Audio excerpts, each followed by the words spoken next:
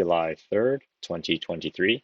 This is the S&P 500 2000 tick chart e-futures mini on the NinjaTrader 8 platform. You can look at the descriptions below where you can see where I thought I saw setups as well as where I took my trades. A couple of notes. Today is actually a half trading day, shortened trading day because of the 4th of July weekend. So there was actually a very low volume. I didn't actually take any trades at all, but I was watching the charts just for learning as well as mainly just to catch up on reading articles and emails. But I kept an eye on setups, and if I saw a setup, I marked it. But as I said, there was nothing really I felt comfortable taking a trade just because today price action was very slow. Most people would just take the day off. And I just want to note that when the markets closed, it closed at around 10 o'clock Pacific Standard Time, 10 o'clock in the AM. There was only one piece of economic data that came out today, which was around 7 a.m. Pacific Standard, which is the ISM PMI Manufacturing, which occurred right about here. But as I said, most traders took today off because there is no trading tomorrow for the 4th of July. And in the futures, or just in the future, most people don't trade on half days because there's going to also be a half day of trading the day after Thanksgiving and usually the day before Christmas, unless Christmas lands on a weekend. There's usually a half day there as well. So things like that usually isn't worth trading just because it takes a really long time for these 2000 tick candles to close. In the beginning, yes, it is a little more volatile, but toward the middle of the day, because if you look at between here, this is between 7 o'clock and 9 o'clock, and you can see how many candles there are. And even between 9 o'clock and 10 o'clock, there isn't much going on. Plus, things are very, very spiky and congested. So I'm glad I didn't take any trades. I did see a couple of possible setups, but nothing that made me really want to jump in just because, as I said, it takes a while for these candles to close. So I'm going to go through this chart rather quickly. I probably don't really have to zoom in that much, but this is the pre-market. Prices mainly stayed within the pre-market highs and the pre-market lows. So it's a gigantic trading range, kind of looks like this. And I only saw really 4 setups, 3 of which were possible trades, given the context. And if the market was on a regular trading day, then I think I might have taken a couple of those trades. But as I said, being today, being a half day, and tomorrow being a holiday, most people just took off.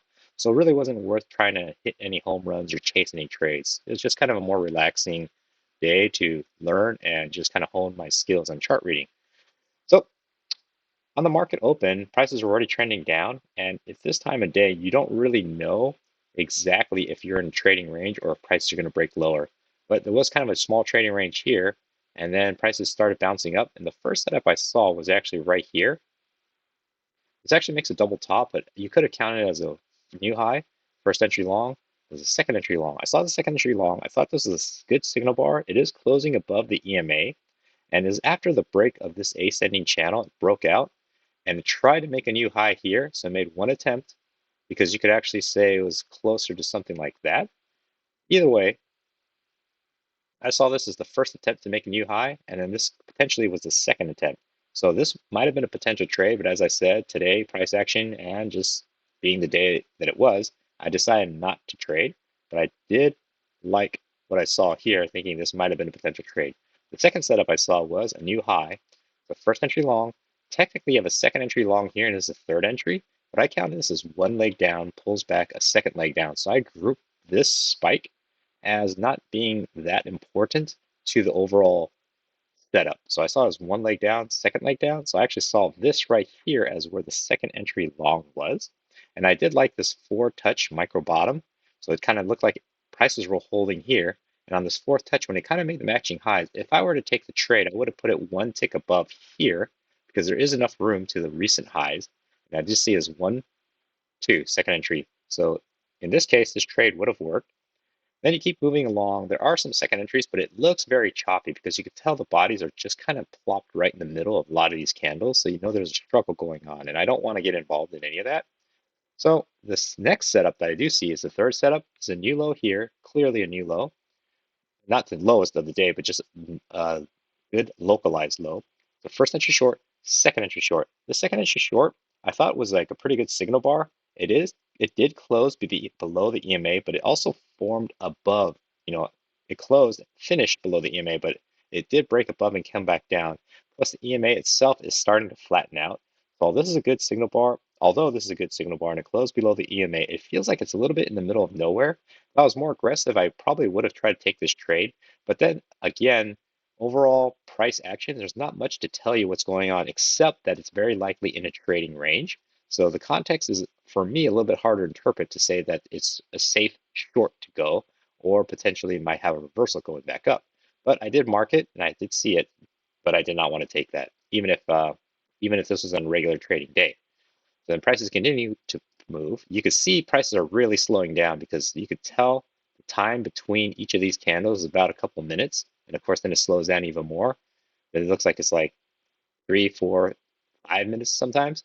And the last setup I did see was a new high, makes a double top. So I reset the count here. Technically, if you didn't want to reset the count, you'd have a first entry long, and this would be a second entry long, and then failure. But if you reset the count, it could be a first entry long, and then you'd have a second entry long here, and then a failure. This is actually slightly off. And the way I counted it, I said, this is a double top, and I said, this is a new high. I saw first entry long, second entry long, failure. I also saw a lower high, because even if you counted from here, you said first entry long, second entry long, I saw this as a lower high, and it's also below the EMA. So it's kind of like I just thought this setup was pretty clean. On top of this could have been treated as a failed breakout, breaking back into this trading range. And the setup formed below the EMA. So I thought this was a viable trade to have taken. But again, this is right at the close. This is pretty much at the end of the day for today. But in context wise, this setup on another day, I think this is a trade that might have been worth taking because it looks like it might be having prices come back down. You made one big leg up, pull back a second leg up, and now you might have a correction. However, as I said, this is not the day to try to take that trade, especially at the time of day.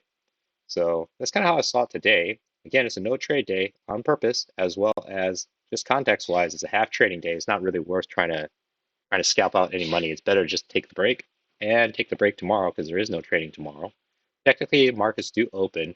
There is futures trading, but I don't want to trade that because I know volume would be very low. Most people took the day off, so why not take the day off with them? So hopefully that was helpful.